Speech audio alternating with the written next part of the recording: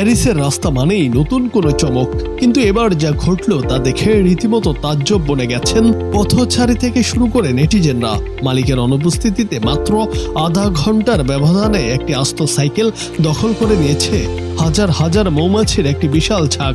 সম্প্রতি সামাজিক মাধ্যমে এই ঘটনার ভিডিও ভাইরাল হওয়ার পর শুরু হয়েছে তুমুল আলোচনা।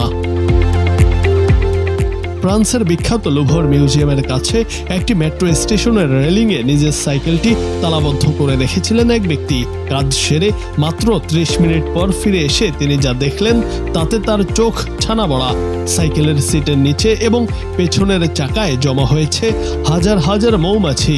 মুহূর্তের মধ্যেই সাধারণ একটি সাইকেল রূপ নিয়েছে জীবন্ত এক মৌচাকে। পরিস্থিতি এমন পর্যায়ে পৌঁছায় যে সাধারণ মানুষের নিরাপত্তার কথা চিন্তা করে প্যারিস পরিবহন কর্তৃপক্ষ ওই মেট্রো স্টেশনের প্রবেশপথ সাময়িকভাবে বন্ধ করে দিতে বাধ্য হয়। খবর দেয়া হয় একজন পেশাদার মৌমাছি পালনকারীকে। পরে বিশেষ পোশাকে সজ্জিত হয়ে তিনি এসে অত্যন্ত সতর্কতার সাথে মৌমাছির ঝাঁকটিকে সরিয়ে নিলে পরিস্থিতি স্বাভাবিক হয়।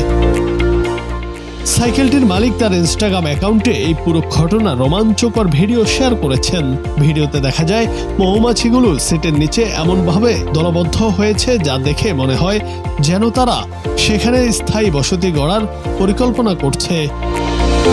ব্যস্ত শহরের যান্ত্রিকতার মাঝে এমন অদ্ভুত ঘটনা আমাদের যেন মনে করিয়ে দেয় পৃথিবীটা এখনো কত বৈচিত্র্যময়।